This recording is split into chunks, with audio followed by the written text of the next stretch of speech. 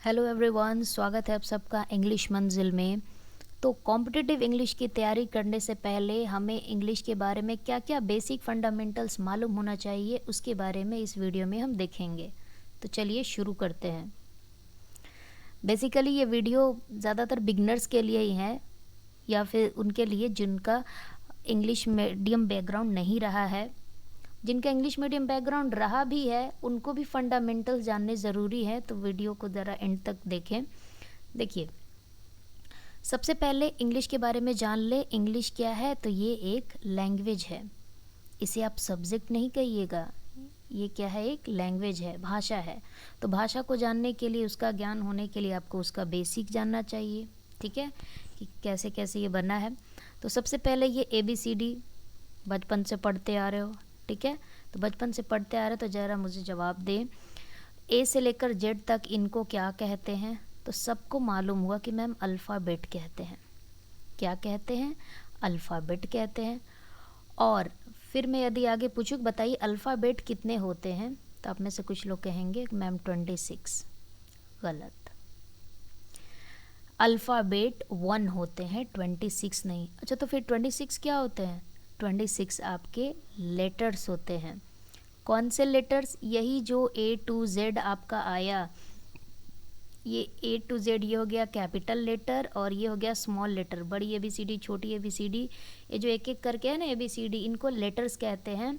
और ये 26 होते हैं, और इनको एक साथ जो बोला जाता है अल्फ़ाबेट, यानी कि वर्णमाला, और वो एक ही होता है। हाँ, एक चीज़ और, अगर आपसे पूछा गया कि बताओ अल्फ़ाबेट होते हैं या अल्फ़ाबेट्स होते हैं, तो आप कहिएगा अल्फ़ाबेट ही होते हैं। तो अच्छा, अल्फ़ाबेट्स नहीं होता क्या? तो देखिए, अल्फ़ाबेट्स भी एक शब्द होता है, लेकिन इसका मतलब होता है लैंग्वेजेस, यानी कि भाषाएं। ठीक है, अल्फ़ाबेट्स का मतलब होता है लैंग्वेजेस, यानी कि भाषाएं। और अल्फ़ाबेट का मतलब होता है वर्णमाला, जो कि एक होता है। इतना समझ गए? चलिए आगे बढ़ते हैं। अब लेटर्स को हमने 3 पार्ट में बांट दिया, वोवेल, कॉन्सोनेंट और सेमी वोवेल। AEIOU वोवेल हो गया, W और Y सेमी वोवेल हो गया, और इन 7 को छोड़ करके बाकी जो बचा ये आपका कॉन्सोनेंट हो गया। क्लियर? अब देखिए, लेटर्स के मीनिंगफुल ग्रुप, कहने का मतलब है कि लेटर्स, वर्णों के सार्थक मेल को क्या शब्द कहते हैं, यानी वर्ड कहते हैं। एग्जाम्पल में कार, पेन हो गया, ठीक है, चेयर हो गया, टेबल हो गया, कोई भी शब्द। लेकिन यहाँ पे जो कार लिखा, यदि मान लो मैं इसे ऐसे लिख दूँ CRA, तो क्या ये कोई शब्द है? नहीं, ये शब्द नहीं है। तो ज़रूरी नहीं कि कोई भी लेटर साथ में ले आए तो वो वर्ड बन ही गया। उसका कोई सार्थक समूह होना चाहिए, यानी कि मीनिंगफुल ग्रुप होना चाहिए, तभी वो शब्द कहलाएगा। अब देखिए, नेक्स्ट मोस्ट इंपॉर्टेंट पॉइंट क्या यहाँ पे लिखी गई है, no word can exist without a vowel और अ सेमी वोवेल। मतलब कि बिना किसी वोवेल या सेमी वोवेल के कोई शब्द बन ही नहीं सकता।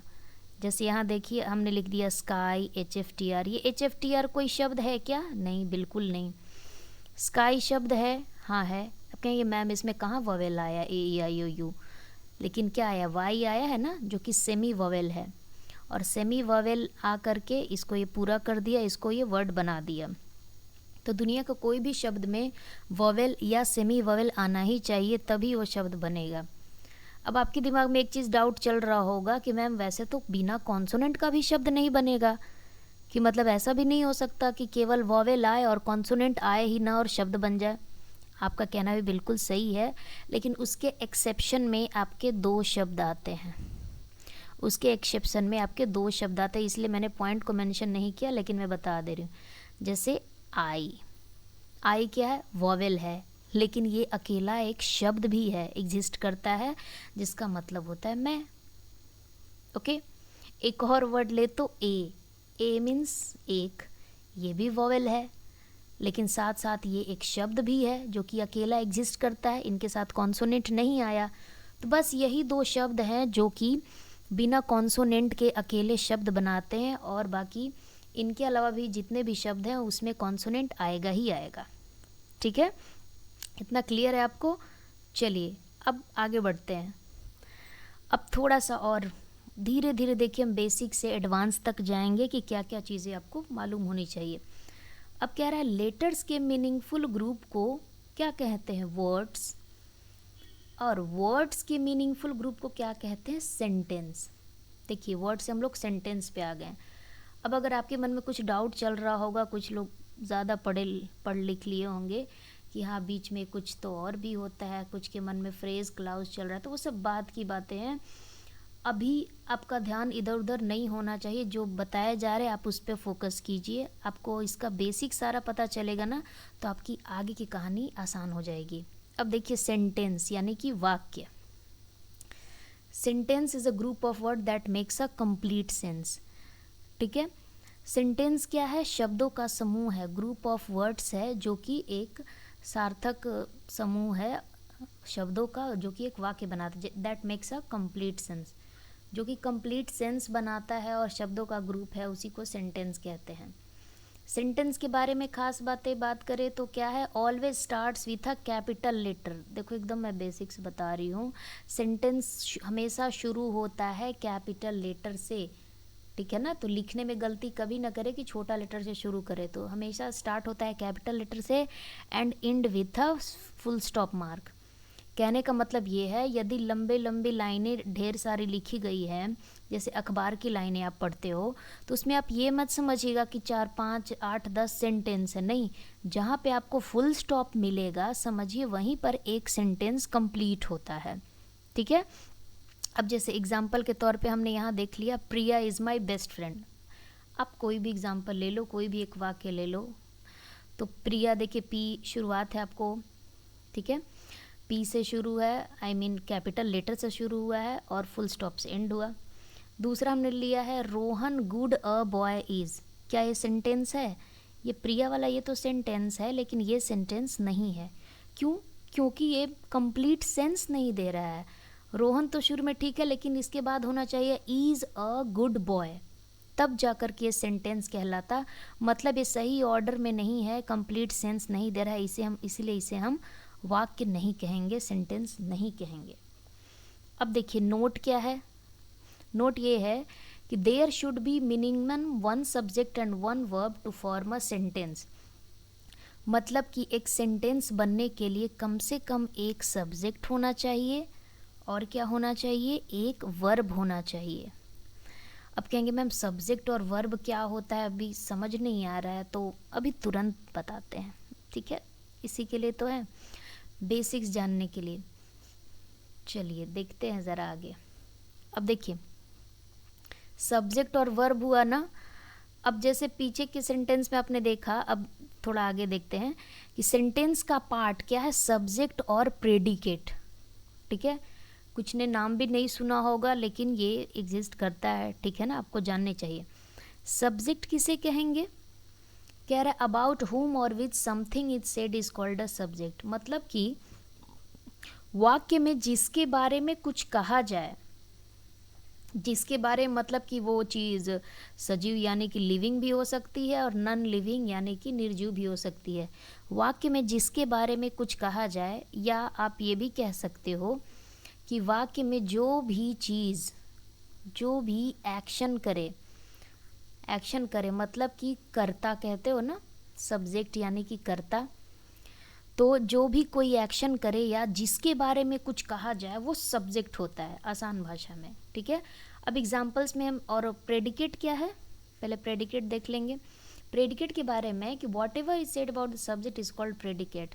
मतलब सब्जेक्ट के बारे में जो कुछ भी कहा जाए वो प्रेडिकेट। क्या ये दोनों चीज़ें समझ पा रहे हैं आप? देखिए वाक्य में जिसके बारे में कुछ कहा जाए या जो कोई एक्शन करे वो सब्जेक्ट है, और उस सब्जेक्ट के बारे में यानी कि उस कर्ता के बारे में जो कुछ भी बातें कहा जाए वो rest of the part, sentence का बाकी हिस्सा प्रेडिकेट कहलाता है। ठीक है, अब यहाँ पे कुछ एग्जांपल्स दिए गए हैं जिससे कि हम सब्जेक्ट और प्रेडिकेट समझेंगे। यहाँ देखिए क्या है, practice makes a man perfect. इसमें किस चीज़ के बारे में बात कही गई, प्रैक्टिस के बारे में। ठीक है ना, कि प्रैक्टिस जो है एक इंसान को परफेक्ट बनाता है। ये मैन और वुमेन नहीं समझेंगे, मैन मतलब सबके लिए हो गया। तो प्रैक्टिस जो है मैन को परफेक्ट बनाती है। किस चीज़ के बारे में बात कही गई है? प्रैक्टिस के बारे में। तो जिसके बारे में कुछ कहा जाए वही ना सब्जेक्ट हो जाता है। तो यहाँ पे प्रैक्टिस क्या हो गया? सब्जेक्ट हो गया। और प्रैक्टिस के बारे में क्या कहा गया है कि मेक्स अ मैन परफेक्ट। तो ये बाकी चीज़ें क्या हो गई? प्रेडिकेट। समझ गए कितना आसान है? आई लव चॉकलेट्स, मुझे चॉकलेट बहुत पसंद है। इसमें किसके बारे में कहा गया है? आई के बारे में, मेरे बारे में। तो आई क्या हो गया? सब्जेक्ट। आई के बारे में क्या कहा गया है कि लव चॉकलेट्स, मतलब चॉकलेट पसंद करता हूँ, तो ये क्या हो गया? प्रेडिकेट। उसी तरह आगे देखिए, honesty is the best policy. Honesty क्या हो गया? सब्जेक्ट। ईमानदारी एक सर्वोत्तम नीति है, तो ऑनेस्टी क्या हो गया? सब्जेक्ट हो गया। और सब्जेक्ट के बारे में ये चीज़ कही गई है, तो ये प्रेडिकेट हो गया। उसी तरह dog is a faithful animal, कुत्ता एक वफादार जानवर है, तो डॉग सब्जेक्ट हो गया और इसके बारे में जो कहा गया है ये प्रेडिकेट हो गया। हियर कम्स द बस, यहाँ भी आप यही कहेंगे कि ये हियर सब्जेक्ट हो गया और कम्स द बस प्रेडिकेट हो गया। लेकिन रुक जाइए, यहाँ पे हो गई गड़बड़, ठीक है ना। जनरली हम देखते हैं कि सेंटेंस का जो सब्जेक्ट होता है वो वाक्य के शुरू में ही आता है, लेकिन कुछ कुछ कंडीशन में ये बाद में भी चला जाता है या सेंटेंस के लास्ट में ही। इसमें किसके बारे में कहा गया है? हियर कम्स द बस का मतलब हुआ कि वो देखो बस आ गई, वो देखो बस आ रही है, ठीक है। तो बस के बारे में कहा गया, तो यहाँ पे बस जो होगा ये होगा आपका सब्जेक्ट, ठीक है। और बाकी जो पार्ट बच गया ये क्या हो जाएगा? आपका प्रेडिकेट। समझ गए? अगली लाइन है, Rocky and Tannu play chess. Rocky और तन्नू चेस खेलते हैं। कौन चेस खेलते हैं? किसके बारे में कहा गया है? तब कहोगे कि मैम रॉकी, तो नहीं, केवल रॉकी नहीं, रॉकी और तन्नू दोनों के बारे में कहा गया है ना कि दोनों चेस खेलते हैं। तो रॉकी और तन्नू सब्जेक्ट हो जाएंगे और प्ले चेस क्या हो जाएगा? प्रेडिकेट। क्या इतना आप समझ पाए? केवल सब्जेक्ट और प्रेडिकेट समझ पाए? आगे सारी चीज़ें और क्लियर होगी कि मैम और थोड़ा अच्छे से कैसे आइडेंटिफाई करना सीखेंगे सब्जेक्ट को। तो चलिए उसका भी उपाय है, आगे बढ़ते हैं। और अब देखिए, अंडरस्टैंडिंग सब्जेक्ट, सब्जेक्ट को और अच्छे से समझते हैं क्योंकि आगे इसका बहुत यूज़ होगा। हर सेंटेंस में सब्जेक्ट, वर्ब, ऑब्जेक्ट ये आप सुनोगे। देखिए क्या लिखा है, subject verb plus rest of the part of the sentence. मतलब पहले सब्जेक्ट आएगा, फिर वर्ब आएगा, उसके बाद वाक्य का बाकी हिस्सा आएगा। वर्ब की बात करें तो वर्ब क्या है? तो वर्ब आपको वही हो गया जो कि क्रिया है ना, जो कि एक्शन करता है। एग्जाम्पल के लिए मैं बताऊं तो इज, एम, आर, वाज, वर, ये सब हो गया, या यूँ कहिए गो, प्ले, ईट, ये सब, ठीक है, अभी बेसिक जानकारी के लिए। अब नेक्स्ट पॉइंट लिखा है, subject usually comes before verb. Subject जो है हमेशा नहीं, यूजुअली यानी कि ज़्यादातर, प्रायः वर्ब के पहले आता है, ठीक है। जैसे कि पीछे हमने देखा, अब कह रहा है कि सब्जेक्ट वो शब्द है जो आपको हु और वाट का जवाब देता है। देखिए शुरू में हमने सब्जेक्ट का क्या डेफिनेशन देखा कि सब्जेक्ट वो होता है जिसके बारे में कुछ कहा जाए या जो कोई एक्शन करे। और आपको और आसान बनाने के लिए क्या पॉइंट दे दिया गया कि सब्जेक्ट वर्ब के पहले आता है, और क्या, तो जिससे हमें कौन या क्या का जवाब मिले। मतलब कि कौन या क्या plus verb plus the rest part of the sentence, मतलब सेंटेंस का बाकी हिस्सा, ठीक है। तो इस तरह से एक सेंटेंस कंप्लीट होता है। अब यहाँ पे कुछ एग्जांपल्स है जिसमें आपको चूज़ करना है कि सब्जेक्ट क्या है। रेखा इज़ एन इंटेलिजेंट गर्ल, ठीक है। किसके बारे में कहा गया है? रेखा के लिए। कौन इंटेलिजेंट गर्ल है? तो रेखा है। देखिए हु का जवाब आ रहा है ना, आप हु का जवाब करें कौन इंटेलिजेंट गर्ल है, तो आप ये नहीं कह सकते हो कि गर्ल इंटेलिजेंट है, नहीं, रेखा इंटेलिजेंट है जो कि गर्ल है। तो हु का जवाब मिल रहा है, तो यहाँ पे रेखा सब्जेक्ट हो गई, बाकी सब चीज़ें प्रेडिकेट। देखिए प्रेडिकेट का ज्ञान बस शुरू में केवल बेसिक के लिए, कॉम्पिटिटिव इंग्लिश में आपको वो ज़्यादा यूज़ नहीं होगा, ठीक है। तो आप अभी केवल सब्जेक्ट पे ध्यान दीजिए कि सब्जेक्ट क्या क्या है। Everything has its own importance. हर चीज़ का अपना अपना महत्व होता है। क्या का अपना महत्व होता है? हर चीज़ का अपना महत्व होता है। देखिए क्या का जवाब मिला है। यहाँ पे हम कौन तो नहीं कह सकते कि कौन का महत्व होता है, नहीं, क्या का महत्व होता है। तो यहाँ एवरीथिंग सब्जेक्ट हो गया। चिल्ड्रेन आर प्लेइंग और सैंड। बच्चे बालू पर खेल रहे हैं। कौन बालू पर खेल रहे हैं या क्या बालू पे खेल रहा है, तो बच्चे खेल रहे हैं, बच्चे के बारे में बात कही गई है। बच्चे यहाँ पे एक्शन कर रहे हैं खेलने का, तो बच्चे क्या हो गए, सब्जेक्ट हो गए। This is a brilliant idea, क्या ब्रिलियंट आइडिया है, तो यह ब्रिलियंट आइडिया है। दिस हो गया सब्जेक्ट। देखिए हमने अलग अलग तरह के सेंटेंसेस लिए हैं ताकि आपको आइडेंटिफाई करना इजी हो जाए कि हर तरह के एग्जाम्पल में से आप सब्जेक्ट छांट सको। इट इज़ रेनिंग, वर्षा हो रही है। अब हिंदी बोलने में आपको लगे कि वर्षा हो रही है, ठीक है, इसमें सब्जेक्ट क्या है, तो वर्षा हो रही है में आपको इट हो जाएगा subject.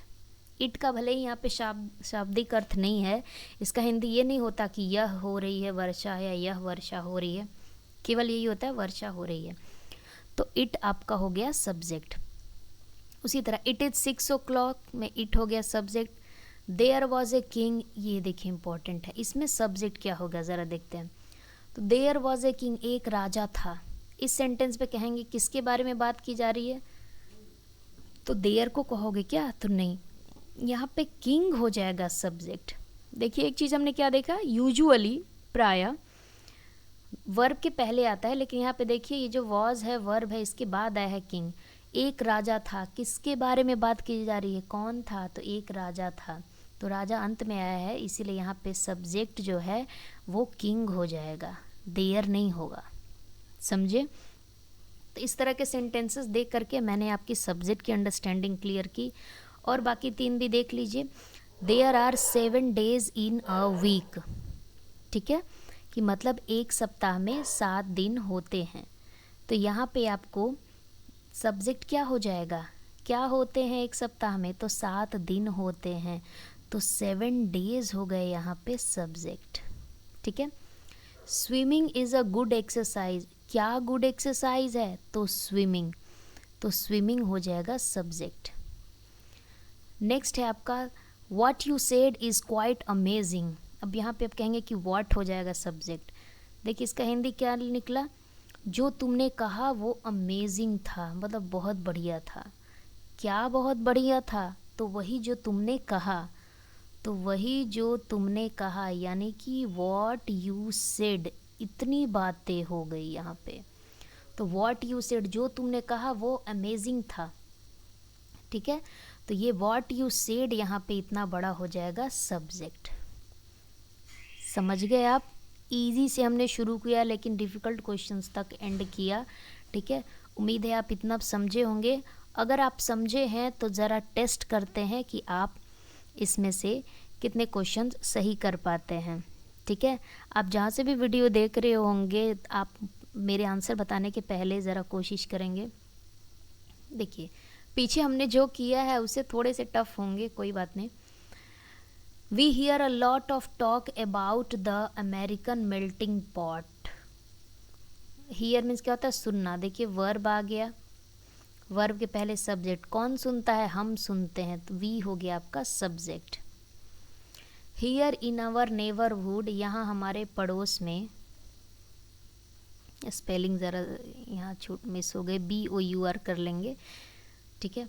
The melting pot exist, क्या एग्जिस्ट करता है, तो मेल्टिंग पॉट एग्जिस्ट करता है, तो मेल्टिंग पॉट क्या हो गया, सब्जेक्ट हो गया। अब कहेंगे कि मैम यहाँ पे नेबरहुड नहीं होगा क्या, नहीं। आप देखिए कि सेंटेंस में हु का जवाब मिल रहा है कि नहीं, व्हाट का जवाब मिल रहा है कि नहीं, ठीक है। कि अगर हु और व्हाट का जवाब मिल रहा है, ठीक है, सेंटेंस में कौन एक्शन कर रहा है, किसके बारे में कहा जा रहा है, तो वो ही सब्जेक्ट है। अब देखिए but in other neighbourhoods people raised their children to reject their culture, लेकिन दूसरे पड़ोस में लोग जो है बच्चे को सिखाते हैं कि अपने कल्चर को रिजेक्ट करना। तो कौन सिखाते हैं, तो लोग सिखाते हैं, लोग यहाँ पे काम कर रहे हैं, ठीक है। तो यहाँ पे लोग हो जाएंगे सब्जेक्ट। आगे देखिए न्यूज़पेपर जो है फुल ऑफ स्टोरीज है, क्या है, स्टोरी से भरा हुआ, तो न्यूज़पेपर, तो न्यूज़पेपर हो गए subject. The old immigrants are suspicious of the new immigrants, जो ओल्ड इमिग्रेंट है वो थोड़े सस्पिशियस थे, मतलब कि संदेह में थे नए इमिग्रेंट्स को लेकर के। तो कौन सस्पिशियस थे, तो ओल्ड इमिग्रेंट्स, तो ये हो जाएगा सब्जेक्ट, ठीक है। फिर से in our neighbourhood I lived near a lot of old Italian. मेरे पड़ोस में कौन रहता था, मैं रहता था, तो यहाँ पे ये हो गया सब्जेक्ट, ठीक है। माई इटालियन नेबर्स कंप्लेंड अबाउट, यहाँ पे भी यू कर लीजिएगा, ठीक है, BOUR। कौन कंप्लेन करता था, तो मेरे इटालियन नेबर, तो मेरे इटालियन नेबर क्या हो गए, सब्जेक्ट हो गए। Next, they never blamed me for anything, उन्होंने मुझे कभी ब्लेम नहीं किया, किन्होंने नहीं किया, दे, वो लोग ने नहीं किया, दे हो गया subject. Talking dangerous risk seems to frighten most hard working people, sorry taking dangerous risk, dangerous risk लेना बहुत सारे लोगों को डरा देता है। क्या डरा देता है, तो डेंजरस रिस्क लेना। तो यहाँ से लेकर के यहाँ तक, रिस्क तक, ये हमारा हो गया सब्जेक्ट। समझ गए। जो बिगिनर नहीं भी होंगे ना, जिनको इंग्लिश के बारे में चीज़ें पता होंगी, ठीक है, या जिनका इंग्लिश मीडियम भी बैकग्राउंड रह चुका होगा, उन्हें भी थोड़ी दिक्कत इसमें आई होगी और उन्होंने ज़रूर कुछ नया सीखा ही होगा, ठीक है। क्योंकि हम बेसिक से एडवांस लेवल तक जाएंगे तो सारी चीज़ें क्लियर करेंगे। अब आगे देखिए, अब ऑब्जेक्ट आ गया। क्या है पहले, सब्जेक्ट वर्ब ऑब्जेक्ट। वर्ब है, क्या है, एक्शन वर्ड है। सब्जेक्ट के बारे में तो हमने उतना देख लिया। वर्ब क्या है, एक्शन वर्ड। छोटा सा ओवरव्यू यदि मैं बता दूँ तो ये जो आप कहते हो ना, इज, एम, आर, वाज, वर, ठीक है ना, और वे वर्ब में जैसे कि प्ले, गो, राइट, जो भी क्रियाएं करते हो, ठीक है, वो तो वह सब वर्ब है।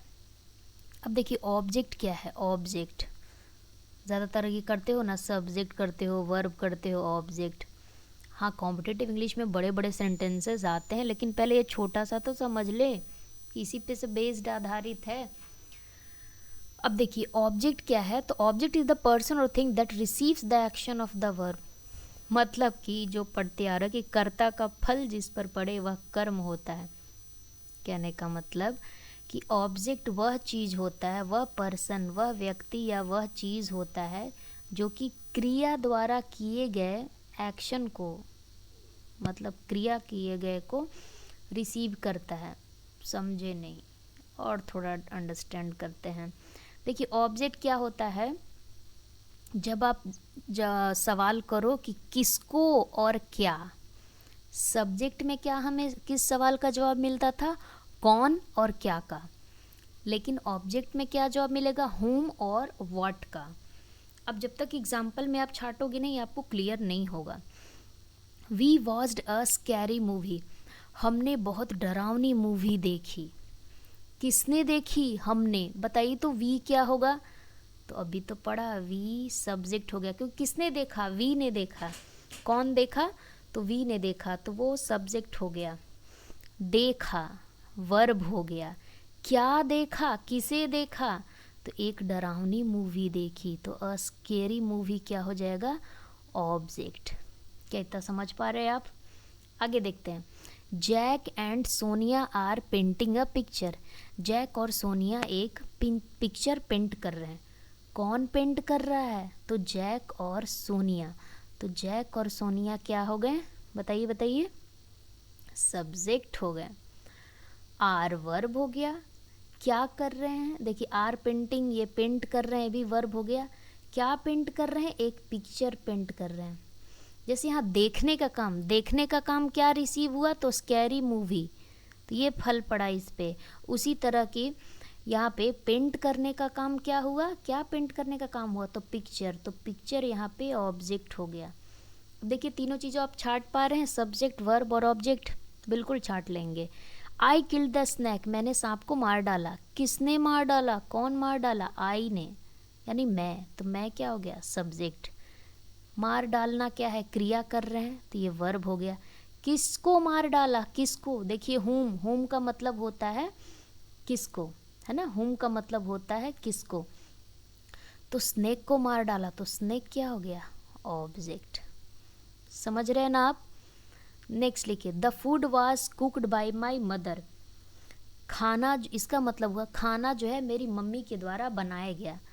तो अब क्या हो जाएगा, कहेंगे मैम फूड के बारे में बात हो रही है, फूड हो गया सब्जेक्ट और माई मदर हो गई ऑब्जेक्ट। ना ना ना ना, ऐसी गलती मत कीजिएगा। आप अर्थ देखिए क्या निकल रहा है इसका। फूड जो है मेरी मम्मी के द्वारा बनाया गया, मतलब आप ऐसे बोल सकते हो ना कि मेरी मम्मी ने खाना बनाया, या फूड मेरी मम्मी द्वारा बनाया गया, तो किसने बनाया? मम्मी ने बनाया ना। तो जो बनाया यानी कि जिसने जो एक्शन किया, कौन बनाया, कौन का जवाब मिल रहा है। तो माई मदर ऑब्जेक्ट ना होकर के क्या हो गई? सब्जेक्ट हो गई। ठीक है। और क्या बनाई? तो फूड बनाई, तो फूड यहाँ पे सब्जेक्ट ना होकर के ऑब्जेक्ट हो गया। समझ पा रहे हैं आप लोग? चलिए और देखते हैं। कभी कभी देखिए, sometimes we find two objects in a sentence. अब कुछ नोट पॉइंट है, कभी कभी हमें सेंटेंस में दो ऑब्जेक्ट दिख जाते हैं। उनको क्या क्या कहते हैं? डायरेक्ट ऑब्जेक्ट कहते हैं और इनडायरेक्ट ऑब्जेक्ट कहते हैं। ठीक है। कैसे पहचानोगे? ऑब्जेक्ट जो कि व्हाट का जवाब दे वो डायरेक्ट ऑब्जेक्ट होता है, और वह ऑब्जेक्ट जो कि whom का यानी किसको का जवाब दे वह इनडायरेक्ट ऑब्जेक्ट होता है। चलो एग्जाम्पल से देखते हैं। यहाँ पे कह रहा है he gave me the book, उसने मुझे किताब दी। किसने दी? उसने दी। कौन दिया? वह दिया। तो ही तो पहले सब्जेक्ट हो गया, देना क्रिया हो गया, तो वर्ब। अब यहाँ देखो मी यानी मुझे और बुक, दो दो ऑब्जेक्ट आ गया। एक जवाब आपको क्या मिल रहा है कि उसने मुझे क्या दिया? तो बुक दिया। तो व्हाट, देखिए ऑब्जेक्ट का डेफिनेशन क्या होता है कि जो व्हाट या whom का जवाब दे। इसमें तो हमें दोनों का जवाब मिल रहा है। उसने मुझे क्या दिया? तो बुक दिया, व्हाट का जवाब मिला। उसने बुक दिया, लेकिन किसको दिया? whom, तो मुझे दिया, दोनों का जवाब मिल रहा है। तो व्हाट का जवाब मिल रहा है तो बुक हो गया। क्या दिया? तो बुक को हम कहेंगे डायरेक्ट ऑब्जेक्ट और मी को कहेंगे इनडायरेक्ट ऑब्जेक्ट। समझ गए? उसी तरह Sheela showed him the painting, Sheela ने पेंटिंग दिखाई उसे, तो शीला सब्जेक्ट हो गई। दिखाया, किसे दिखाया? उसे दिखाया। क्या दिखाया? पेंटिंग दिखाई। तो क्या का जवाब मिल रहा है? तो ये डायरेक्ट ऑब्जेक्ट। शोड हिम, तो हिम हो गया इनडायरेक्ट ऑब्जेक्ट। ठीक है। They offered her the job, वो लोगों ने उन्हें उसे जॉब ऑफर किया, तो दे हो गया सब्जेक्ट, ऑफर हो गया वर्ब। क्या ऑफर किया? जॉब ऑफर किया, तो जॉब हो गया आपका डायरेक्ट ऑब्जेक्ट, और हर हो गया किसे ऑफर किया, तो indirect object. My name is Alka. ठीक है। अब माय नेम इज़ अलका, मेरा नाम अलका है, तो माय नेम ये तो सब्जेक्ट हो गया। ठीक है। इज़ वर्ब हो गया। अब कहेंगे कि अलका ऑब्जेक्ट हो गया। ना ना ना, बिल्कुल गलत। अब ये अलका ऑब्जेक्ट नहीं है तो क्या है भाई? देखते हैं आगे। ये देखिए, अब बात आती है ऑब्जेक्ट और कॉम्प्लीमेंट में। उसी तरह उस सेंटेंस में अलका जो थी वो हो जाएगी कॉम्प्लीमेंट। ठीक है। अब ये क्या नया टर्म है? इतनी मुश्किल से अभी सब्जेक्ट ऑब्जेक्ट तो सीखा था कि एक और आ गया। कॉम्प्लीमेंट क्या है? देखिए ऑब्जेक्ट जो होता है वो कर्ता द्वारा किए गए एक्शन को रिसीव करता है, और कॉम्प्लीमेंट क्या करता है? तो वो सब्जेक्ट या ऑब्जेक्ट को कंप्लीट करता है किसी वर्ब से जुट करके। अब जैसे इसी सेंटेंस में देखिए, हम ज़रा फ़र्क समझेंगे कि कौन ऑब्जेक्ट है कौन कॉम्प्लीमेंट है। मतलब कि जिस सेंटेंस में कोई ना कोई क्रिया हो रही होगी, कोई एक्शन हो रहा होगा, तो उसके बाद आने वाला जो शब्द होगा वो क्या होगा? ऑब्जेक्ट। और जिसमें कोई एक्शन नहीं हो रहा होगा, जो कोई अवस्था बता रहा होगा, तो वो हो जाएगा कॉम्प्लीमेंट। एग्जाम्पल के लिए देखिए, ही रोट अ पोएम, उसने एक कविता लिखी। किसने लिखी? ही ने। ही सब्जेक्ट। देखिए हम ऑब्जेक्ट और कॉम्प्लीमेंट पढ़ रहे हैं, लेकिन साथ साथ सब्जेक्ट को भी देखते चल रहे हैं। उसने लिखा, क्या लिखा? तो लिखना हो गया वर्ब। क्या लिखा? तो एक पोएम लिखा। तो लिखने का एक एक्शन चल रहा है, तो लिखने का एक्शन चल रहा है यानी कि कुछ ना कुछ एक्शन हुआ है, और ये ऑब्जेक्ट है, रिसीव कर रहा है इसके एक्शन को, तो ये हो गया object. He is a poet, वह एक कवि है। तो वह क्या है? कवि है। तो ही हो गया सब्जेक्ट, इज हो गया वर्ब। अब देखिए, बताइए ज़रा इस सेंटेंस में क्या कोई एक्शन हो रहा है? क्या कोई क्रिया हो रही है, क्या कोई कुछ काम कर रहा है या करने की बात बताई जा रही? नहीं, सिंपल कह रहा है कि वह एक पोएट है, उसकी अवस्था बताई जा रही है। मतलब ही के बारे में वह क्या है, तो वह पोएट है। ही के बारे में और ज़रूरी जानकारी दे करके वह ही को कंप्लीट कर रहा है। देखिए क्या है, कंप्लीट द सब्जेक्ट, मतलब ये सब्जेक्ट को कंप्लीट कर रहा है कि ही क्या है, पोएट है। तो पोएट यहाँ पे हो गया कॉम्प्लीमेंट। फ़र्क समझ पाए ऑब्जेक्ट और कॉम्प्लीमेंट में? और आगे अच्छे समझ लेंगे। She is washing the clothes, वह कपड़े धो रही है। कौन धो रही है? वह धो रही है, तो सब्जेक्ट हो गया। इज़ वॉशिंग, तो ये वर्ब हो गया। क्या धो रही है? कपड़े धो रही है। यहाँ पे कुछ एक्शन हो रहा है क्या? कुछ काम हो रहा है, कुछ क्रिया हो रही? तो हाँ, हो रहा है ना, कपड़े धोने का। तो जब एक्शन हो रहा है इट मीन्स एक्शन रिसीव करेगा, यानी कि ऑब्जेक्ट हो गया द क्लॉथ्स। अब नेक्स्ट है यू आर सैड, तुम उदास हो। कौन उदास हो? तुम उदास हो। सब्जेक्ट हो गया, वर्ब हो गया। तो यहाँ पे कोई एक्शन हो रहा है, कोई क्रिया हो रही है, कुछ काम हो रहा है क्या? नहीं, यह तो यू के बारे में बता रहा है, यू की अवस्था बता रही है कि तुम क्या हो, तुम सैड हो, यू के बारे में। और आगे कंप्लीट कर रहा है, तो सैड यहाँ पे क्या हो गया? कॉम्प्लीमेंट हो गया। समझ गए? लास्ट क्वेश्चन है दिस ड्रेस इज़ प्रिटी, यह ड्रेस सुंदर है। तो कौन ड्रेस सुंदर है? तो यह ड्रेस। तो यहाँ पे दिस ड्रेस, यह पूरा हो जाएगा आपका सब्जेक्ट।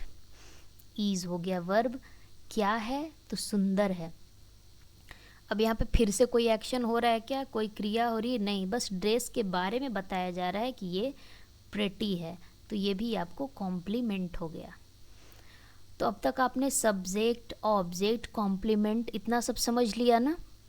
आगे देखिए, जैसे आपने ऑब्जेक्ट को पढ़ा था डायरेक्ट और इनडायरेक्ट ऑब्जेक्ट, उसी तरह कॉम्प्लीमेंट को भी हम दो पार्ट में बांटेंगे। एक होगा आपका सब्जेक्ट कॉम्प्लीमेंट और दूसरा object complement.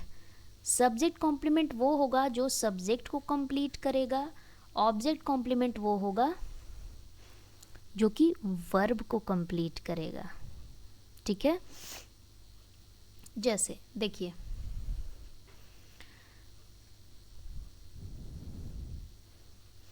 She is a doctor, वह एक डॉक्टर है। शी के बारे में जानकारी मिल रही है, शी क्या है? डॉक्टर है। तो शी क्या हो गई? सब्जेक्ट, और सब्जेक्ट के बारे में इसको कंप्लीट कर रही है, तो ये क्या हो गया आपको? सब्जेक्ट कॉम्प्लीमेंट, एस सी लिख दे रहे हैं। ठीक है? She made me happy.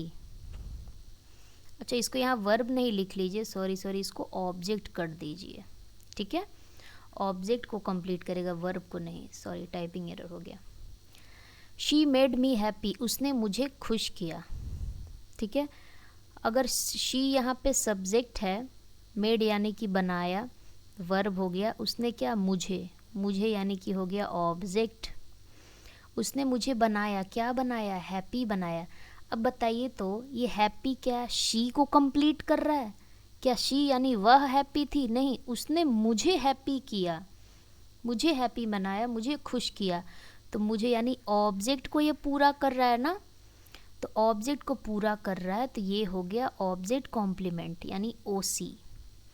उसी तरह we painted the ceiling blue, तो we painted the ceiling blue, तो वी हो गया सब्जेक्ट, हमने पेंट किया यानी वर्ब। क्या पेंट किया? सीलिंग पेंट की, तो सीलिंग क्या हो गया? ऑब्जेक्ट। ब्लू से पेंट किया। अब चलिए, ब्लू से पेंट किया वी को कि ब्लू से पेंट किया सीलिंग को? सीलिंग को, यानी ऑब्जेक्ट के बारे में आपको एक्स्ट्रा इन्फॉर्मेशन मिल रहा है, ऑब्जेक्ट को कंप्लीट कर रहा है, तो ब्लू हो गया object complement, OC. Next, our neighbour's dog is very dangerous, हमारे पड़ोसी का कुत्ता बहुत ही खतरनाक है। कौन खतरनाक है? हमारे पड़ोसी का कुत्ता। तो आवर नेबर्स डॉग, यहाँ से यहाँ तक हो गया ये सब्जेक्ट, इज़ हो गया वर्ब। तो देखिए, और वेरी डेंजरस, बहुत डेंजरस है। कौन बहुत डेंजरस है? तो हमारे पड़ोस का कुत्ता। ठीक है? तो सब्जेक्ट के बारे में एक्स्ट्रा इन्फॉर्मेशन है, तो ये हो गया सब्जेक्ट कॉम्प्लीमेंट। ठीक है? आई फाइंड हिम इंटेलिजेंट, मुझे तो वो इंटेलिजेंट लगा। किसे इंटेलिजेंट लगा? मुझे, यानी आई हो गया सब्जेक्ट, फाइंड हो गया वर्ब, वह क्या हो गया? Object, him. कौन इंटेलिजेंट लगा? क्या मैं इंटेलिजेंट हूँ? नहीं, मुझे वो इंटेलिजेंट लगा, यानी हिम इंटेलिजेंट लगा। तो इंटेलिजेंट यहाँ पे क्या हो गया आपका? ऑब्जेक्ट कॉम्प्लीमेंट, ऑब्जेक्ट के बारे में ज़्यादा जानकारी है। नेक्स्ट आपका है the class appointed her monitor, class ने उसे मॉनिटर अपॉइंट किया। तो किसने अपॉइंट किया? क्लास ने। तो द क्लास हो गया आपका सब्जेक्ट, अपॉइंट करना क्रिया है तो ये हो गया वर्ब। किसे अपॉइंट किया? उसे अपॉइंट किया, तो हर हो गया ऑब्जेक्ट। और उसे क्या अपॉइंट किया? मॉनिटर। देखिए मॉनिटर कौन है? क्लास है कि वह लड़की है? वह हर मॉनिटर है, तो हर कोई ना मॉनिटर अपॉइंट किया गया। तो मॉनिटर ऑब्जेक्ट का कॉम्प्लीमेंट हो गया, सब्जेक्ट का नहीं। तो क्या इतना आप अच्छे से समझ पाए हैं? नहीं एक बार में समझ में आया तो वीडियो को एक बार ज़रूर देखिएगा दोबारा से, तो आपको सारी चीज़ें और अच्छे से क्लियर हो जाएंगी। ये देखिए कहने को बेसिक था, लेकिन आपको काफ़ी चीज़ें इसमें सीखने को मिली होगी। अब यहाँ कह रहा है व्हाट डिड वी लर्न, आपने क्या क्या सीखा? देखिए ज़रा, आपने सीखा कि लेटर्स के ग्रुप से वर्ड बना, वर्ड से सेंटेंस बना। ये बेसिक था, जो कि सबको लग रहा था कि केवल यही होगा वीडियो में। उसके बाद सेंटेंस के आपने पार्ट्स देखें, सब्जेक्ट और प्रेडिकेट देखें, ये सीख लिया कि जो काम कर रहा है वो सब्जेक्ट, उसके बारे में जो कहा जा रहा है वो प्रेडिकेट। फिर सब्जेक्ट वर्ब ऑब्जेक्ट देख लिया, कैसे सब्जेक्ट को डिटेल में समझे, कैसे वर्ब को और कैसे ऑब्जेक्ट को, ठीक है ना, डिटेल में भी आपने देख लिया। फिर आपने ऑब्जेक्ट के दो प्रकार देखे, डायरेक्ट और इनडायरेक्ट ऑब्जेक्ट क्या होते हैं। और ऑब्जेक्ट के अलावा एक चीज़ जो आती है वो कॉम्प्लीमेंट, जो कि सब्जेक्ट कॉम्प्लीमेंट और ऑब्जेक्ट कॉम्प्लीमेंट होती है ना। तो ये सारी चीज़ें आपने सीख लिया। तो अगर आप चाहते हैं कि इसी तरह से और बेसिक्स आगे बढ़ करें, ठीक है, तो मेरा अगला वीडियो ज़रूर देखिएगा। नेक्स्ट वीडियो हमारा होगा पार्ट्स ऑफ स्पीच को लेकर के, यानी कि नाउन से लेकर के इंटरजेक्शन तक, कि मतलब आपको इंग्लिश ग्रामर का जो है पार्ट्स ऑफ स्पीच शुरू करने से पहले हम उसका ओवरव्यू सारे को जानेंगे, ठीक है ना।